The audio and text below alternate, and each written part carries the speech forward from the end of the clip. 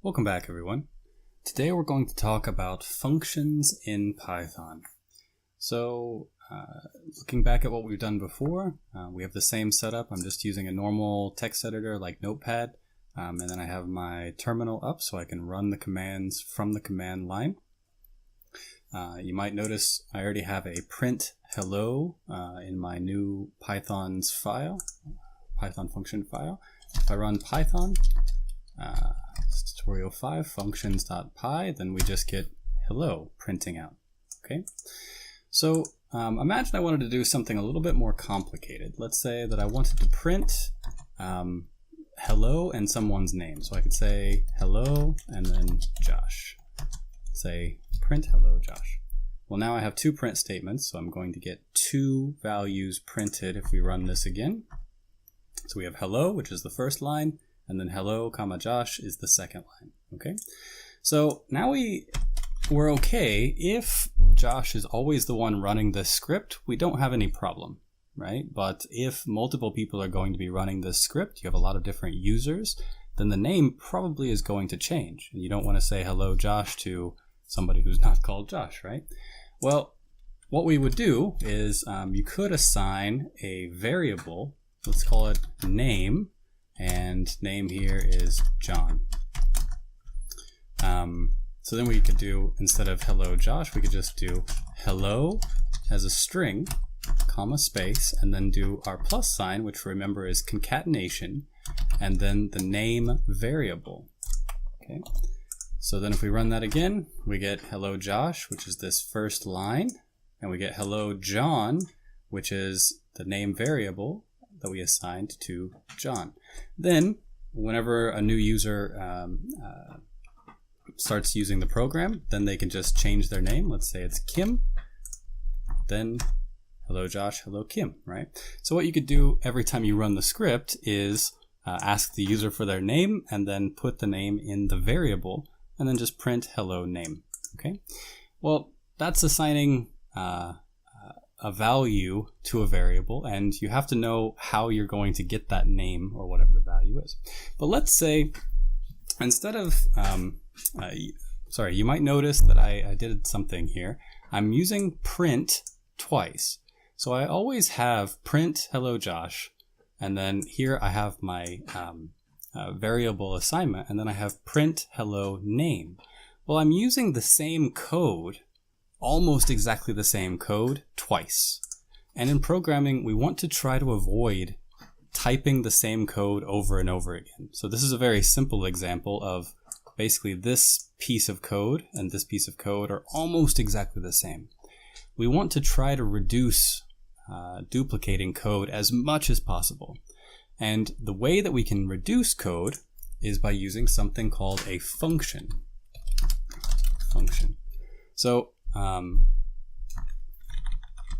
So here, this is just a comment called a function, okay? And the way that we create a function, basically it's just a piece of code that we can call over and over again. So instead of just running this code and then we run it one time and we never use it again until the next time the script runs, I can call the function as many times as I want. So to create a function, we start by saying def, and anytime you see def, that is the start of a function. And then we give it some name. So the function needs to have a name. So let's say I'm going to give the function a name, say hello.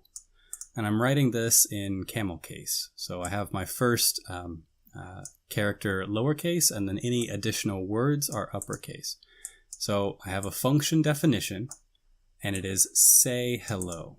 Okay, and then we need brackets, and then that's pretty much it. So it's very similar structure to an if statement. We've already talked about if statements in a prior video.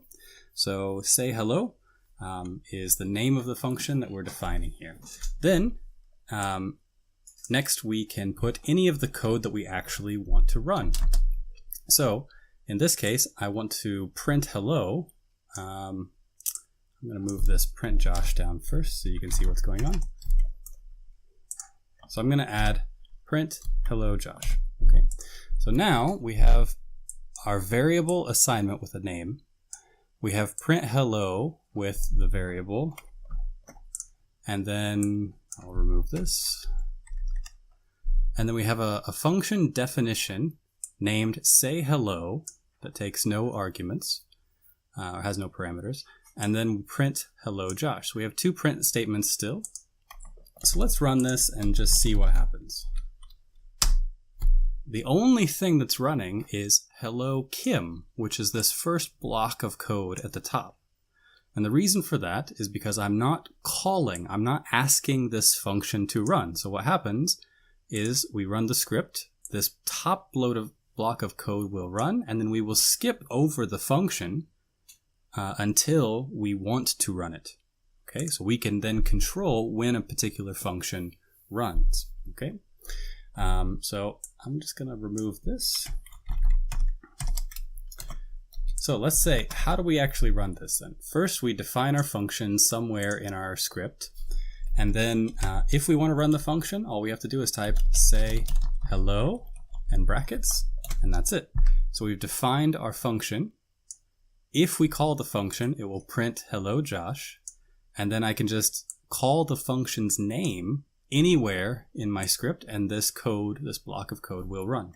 Okay, so let's run that and see what happens. So, hello Josh. Now imagine I wanted to print this many times.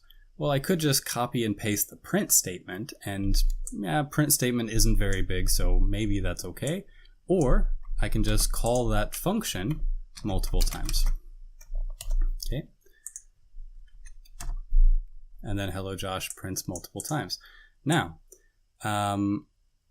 let's say, of course, we don't want to try to duplicate this code either, so what could we do instead? How could we repeat this function call multiple times without repeating the same code over and over again? Hopefully you thought of something kind of like a while loop. So let's say x equals 0. Remember I think it was one of the first videos, we had while x is less than 5, do say hello. And then we can delete these others. And then we want to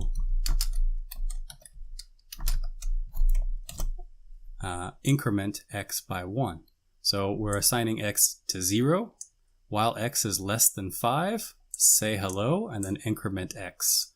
Add 1 to x, right? So then what will happen is we will run say hello 4 times. Okay. 5 times. Okay, yeah. So we started with 0. Okay. So it runs 5 times, and we only had to use the same block of code 1 time, right? So we've removed duplication in our script. It'll make your scripts much smaller. Plus now, anytime I want to print hello Josh, all I have to do is call this function.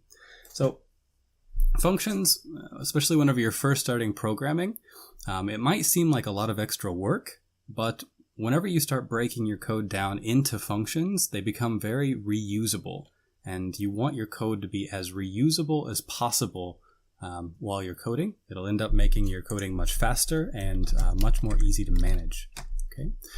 So here, instead of typing hello Josh many different times, I just wrote a small while function and then called the while loop and call the function over and over again. Now, if all you're doing is printing, you don't get a lot of advantage because this code is also as long as just printing 3 or 4 times. However, most functions are way more complicated than just a print hello Josh. So you'll see that as we go along. Okay, so the main point here is we have a function. We define it with def. So anything starting with def is a function, a block of code that we can call. Then it has a name, and you can call this whatever you want. Instead of say hello, I could just say hi. But whenever I'm calling it, then I need to actually give the function's name properly. Okay, so let's run it again, and then hello Josh. Okay.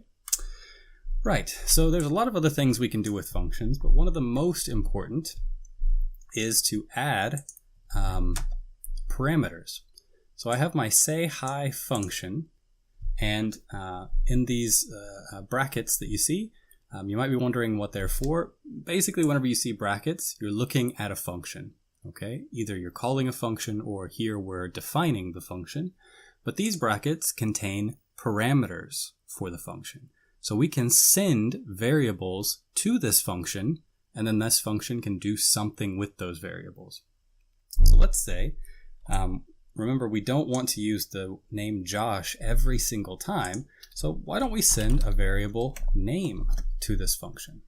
Okay, so what I can do, we have our defined function. It's called say hi, and we send it a parameter, or it has a parameter name, and then we print hello, and just like before, we will do hello plus name. Okay, so now somewhere else in my code, let's say I have a variable called fn, and this would be first name. Okay, so let's say that fn equals Lucy, so that's the first name of whatever this user is. Okay, then we can call the function say hi, and then give it the argument here, give it the argument in brackets fn.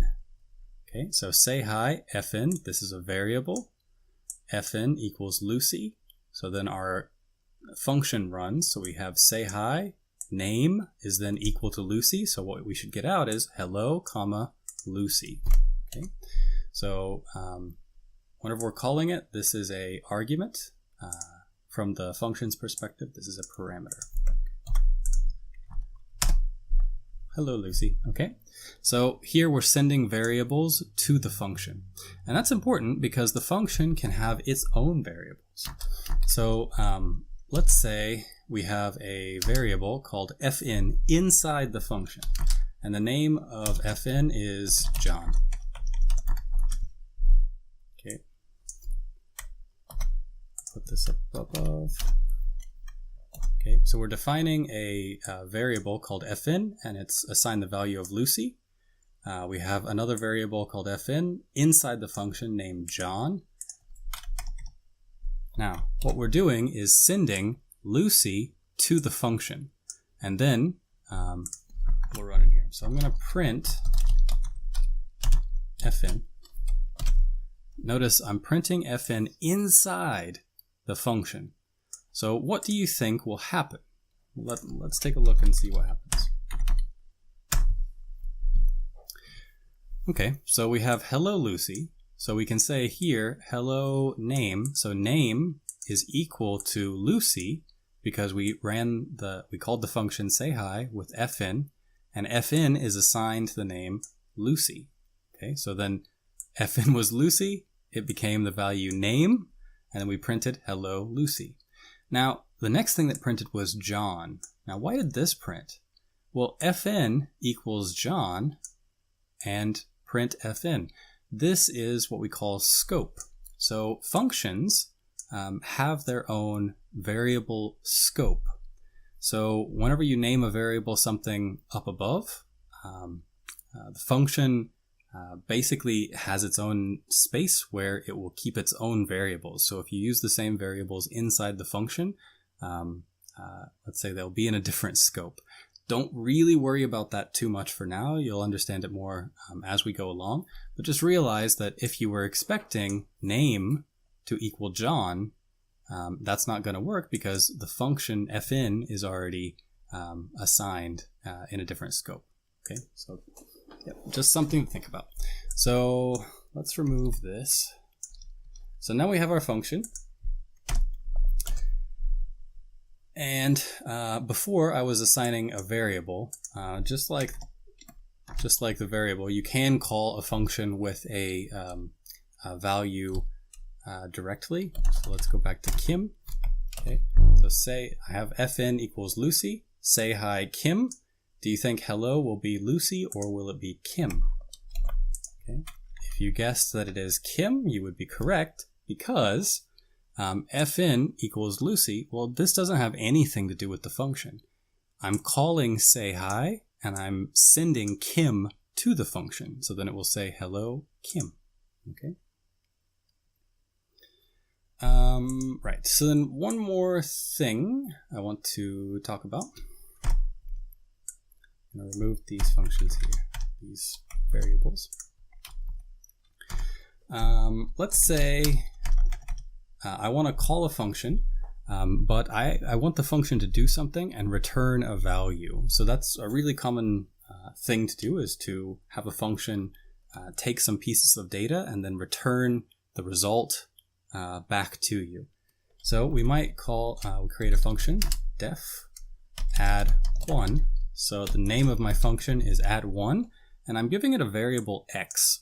Okay, whenever you see something like x or y, sometimes, but not always, it's probably going to be an integer or some sort of number of some type, but not always. You just need to know what they're sending it.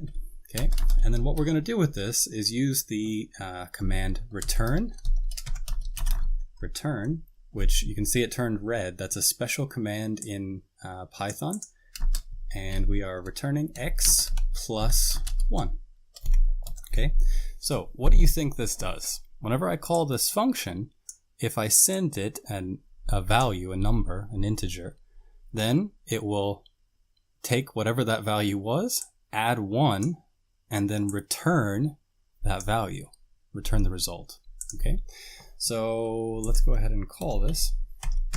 If I call this now, nothing will happen because I haven't actually called either of the functions. Just to prove that, I'm going to run this and nothing happens at all. Okay, so let's go ahead and call add1. So let's say y equals add1, and let's give it the value 3. So I'm going to send an integer 3 to add1. So what we should get back is 4. So y should equal 4. Notice on the right hand side I have the function call, and I'm just assigning the returned value directly to another variable. Okay. So then if we just do print y, what do you expect to happen? We're sending it 3. We're returning 3 plus 1, so y should equal 4. Okay. Yep, and then y equals 4. Now if we change this value, no matter what we change it to, it should always become something else. Let's send it a string and see what happens, just so we can see some errors. So I'm going to send it add1, okay. Right, so I'm sending it the string okay, and it's going to try to add 1 to it. Let's see what happens whenever that runs. Yeah, okay, so just as I expected, this is a failure, right? It's saying traceback, and the traceback is basically telling you where something went wrong. And you can see this line, y equals add1 okay, has a problem, okay? And it was trying to send okay to return x plus 1, and the error type is cannot concatenate string and int objects. So here we sent a string okay, and 1 is an int. So since this was a string, it thought plus meant concatenate, not add. And because those are two different types of variables, it throws an error because we can't just combine them like that. So I just wanted to show you what it looks like whenever a script fails.